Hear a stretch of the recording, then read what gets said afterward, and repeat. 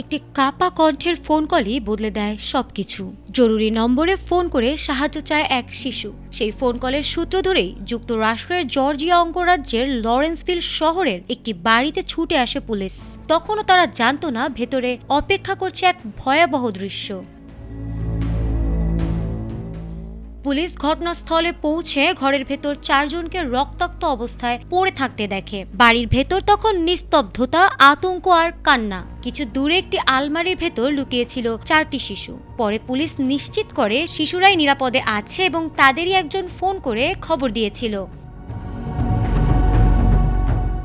ধীরে ধীরে সামনে আসে নিহতদের পরিচয়। নিহত 4 জনের মধ্যে রয়েছেন 43 বছর বয়সী মিনু ডোগরা এবং তার আত্মীয় গৌরব কুমার, নিধি চন্দর ও হরিশ চন্দর। এই 4 জনের সঙ্গেই একই পরিবারের সূত্র জড়িয়ে আছে বলে জানিয়েছে পুলিশ।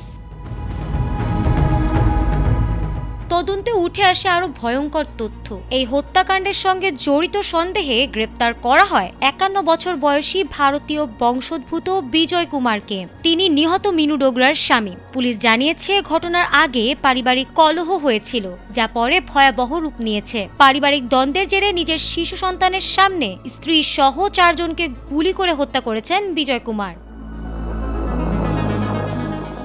গুলির শব্দে ঘরের পরিবেশ মুহূর্তেই বদলে যায়। আতঙ্কে শিশুরা লুকিয়ে পড়ে। পরে অভিযুক্ত বিজয়েরই 12 বছর বয়সী শিশু সাহস সঞ্চয় করে জরুরি নম্বরে ফোন করে। সেই ফোন কলই পুলিশকে দ্রুত ঘটনাস্থলে পৌঁছাতে সাহায্য করে।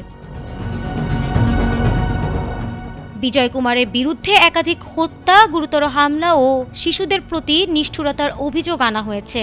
ঘটনার কারণ খতিয়ে দেখতে তদন্ত চলছে। এ ঘটনায় যুক্তরাষ্ট্রে অবস্থিত ভারতীয় কনস্যুলেট গভীর শোক প্রকাশ করেছে এবং পরিবারটিকে সম্ভাব্য সকল সহায়তা প্রদানের আশ্বাস দিয়েছে।